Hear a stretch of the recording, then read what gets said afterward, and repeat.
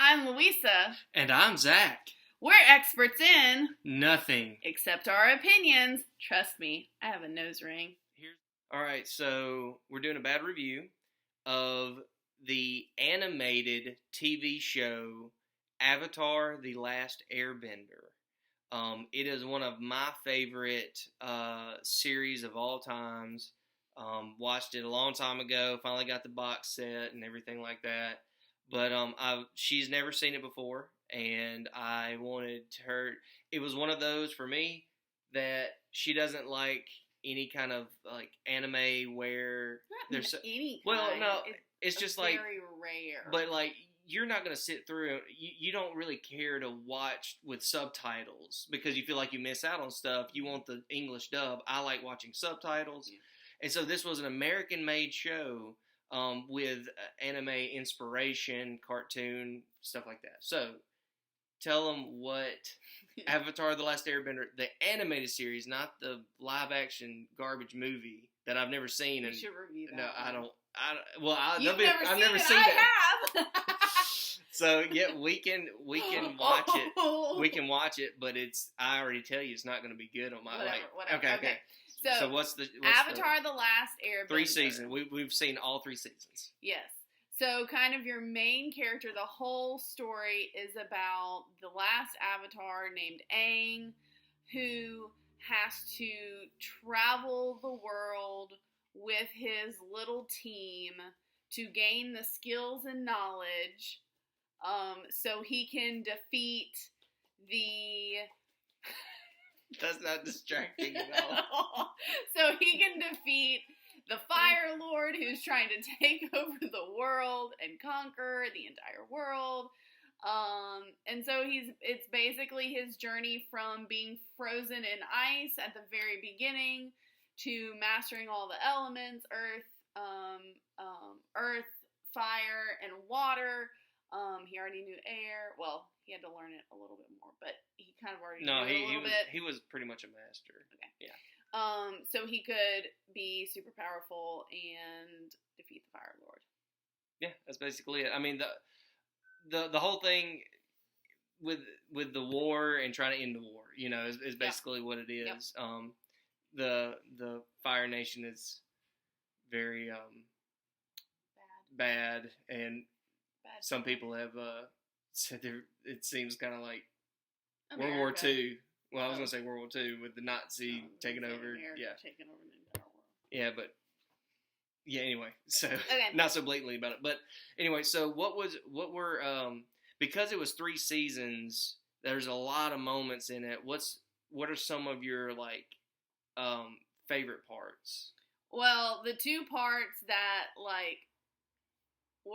made me cry because they were so sweet there was a short episode there was an episode where it had 3 or 4 different short stories. I think that was season 2. Yeah, Tales of Ba Sing Se. Yeah, which is the Earth Kingdom capital. The Uncle Iroh, I think the 2nd short story or the 3rd short story, where you get more insight into his story and the loss of his son. Yeah, he lost his son during the war and that really got me. That made me cry.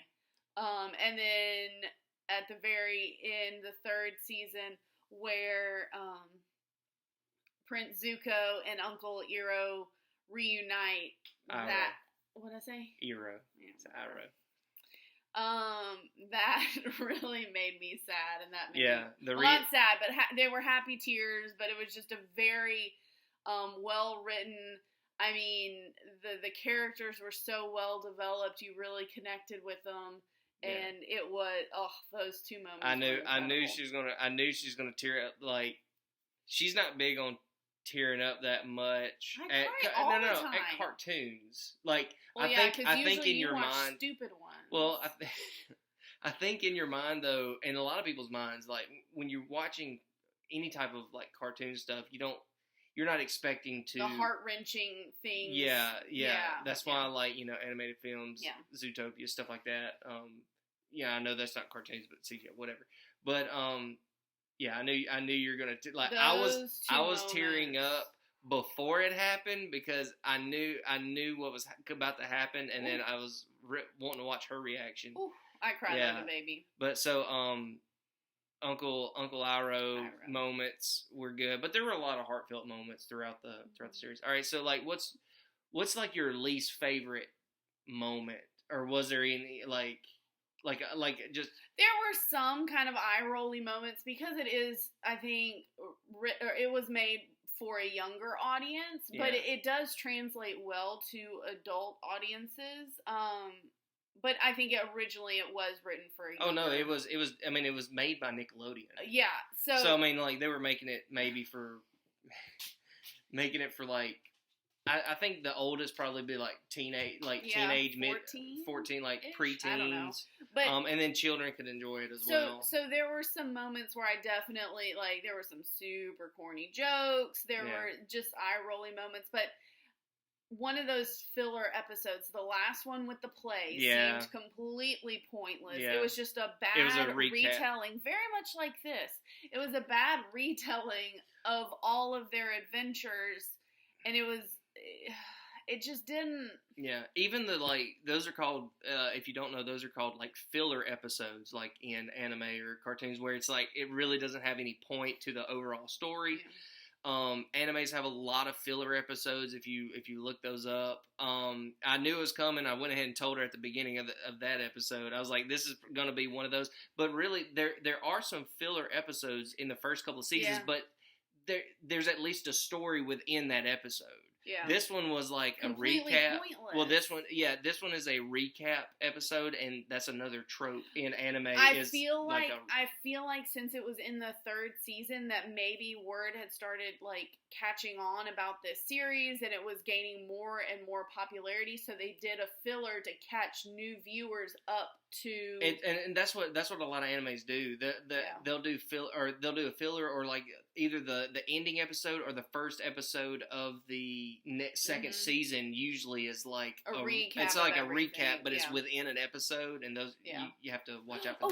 Oh no! Can I go back and talk about another favorite? Yeah, thing? yeah. Go ahead. The female characters were awesome. Yeah, they were so powerful. Bad female character, like the evil ones. Azula mainly. Yeah. Toph was incredible. Just a little powerhouse. Yeah. Such a powerful bender. Katara. And then Katara was just awesome. A lot of powerful, not ladies. Not just powerful like in what they could do with their bending or water, air, or whatever like that. But just how they were written. Yeah, how they were written and their characteristics were very strong. Yeah. Strong. Yeah. That was I would agree. It's not like a single episode or a single part, but it was like just overall the female characters were super So, all right, powerful. so you said it, we just finished the very end of the third season, so and I knew what you said, but who's your favorite character? You got to pick one. Prince Zuko. Just I knew hands down, Prince Zuko. Inside story. Oh no! She hated him. Hated him at first and second season. She hated his character. He was so annoying because he was just constantly I gotta restore my honor. Yeah, I gotta get the Avatar. But that filler episode, the play made fun of that. So, that was funny. Yeah. But it was just so one note that I just hated him. It was like he never said it. Like those were the only two lines he ever said. I knew it was coming. I didn't know that was coming.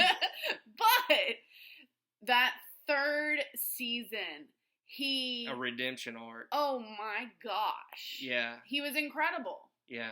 I told him we could name our firstborn male son after Prince Zuko. He said no. I mean, we'll name the dog. Yeah, well, that's fine. But Prince Zuko. But like, so that's your favorite character, and I knew I knew it was coming. I think your number 2 would be Iroh. Though. Yes. Yeah. Which is kind of. I mean, it was funny. Even though it's Avatar is the main character, Avatar is the main character because it's like in the title, but like it seemed like, especially there at the end of the season 3, it was very like they were all co-stars, like on the same level. Yes, very much like it wasn't because they split up and did different. It wasn't Aang as the lead character. It was like the group. To me, it was Prince Zuko and Aang kind of heading up the characters. Yeah. Least favorite character. Oh, least favorite character. I mean, that one's probably tougher. Like of the main people that are like you see throughout all three. Sokka maybe. Just because he's corny.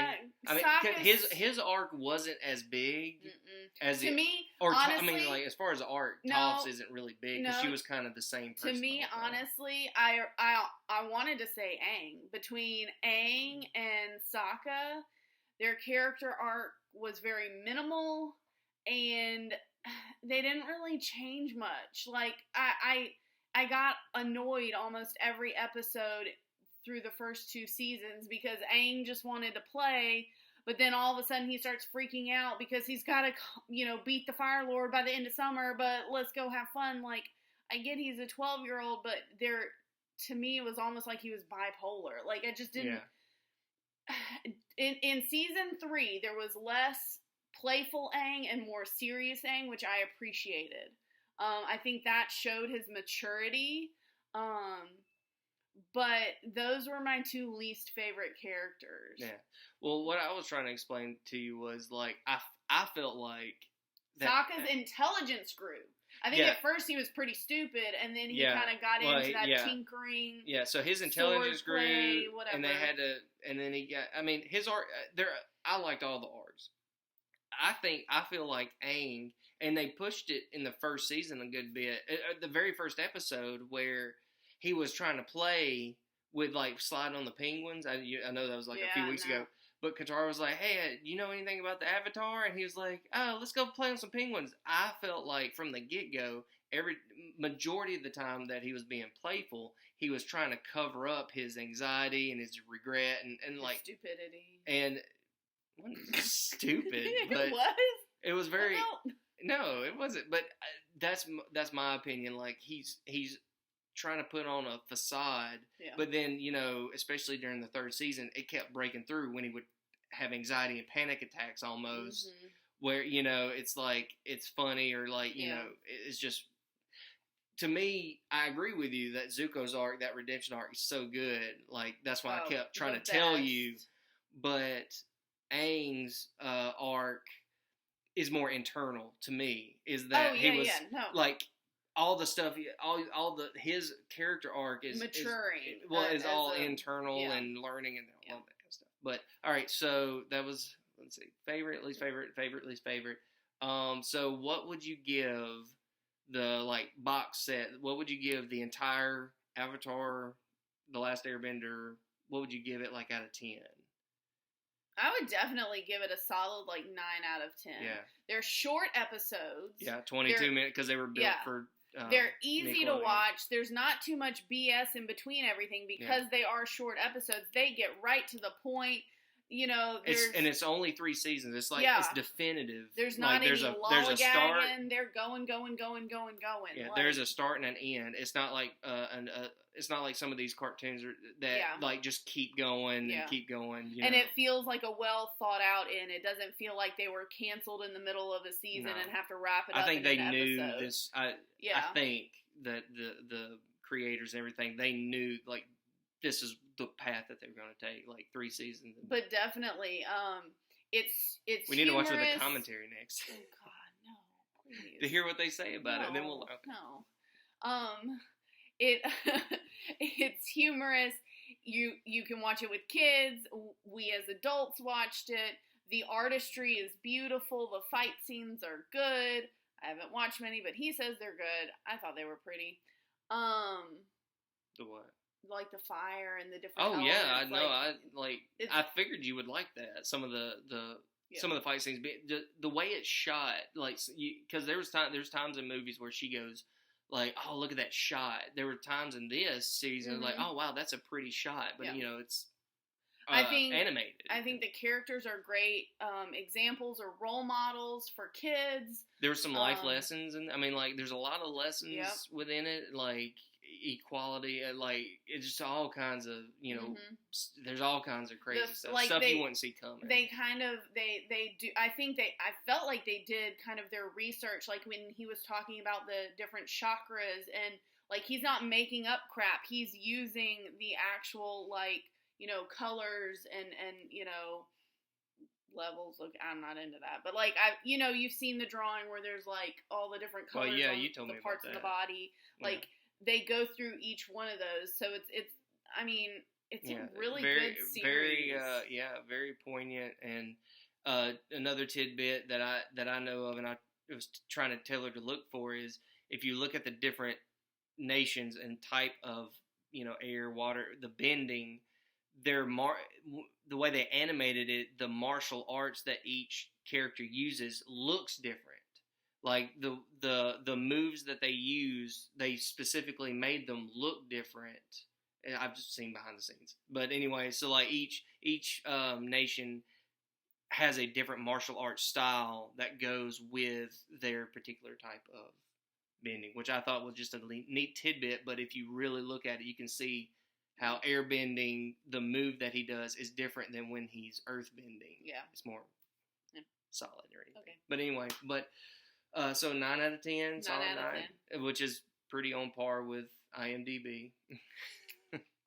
But anything else you'd like to add about it? I think we're gonna watch Legend of Korra next, and then we're gonna try to find the. I didn't know that. I thought I didn't know if you wanted to watch that. And then we're gonna find the live version of The Last Airbender because I saw it in theaters. I don't want it.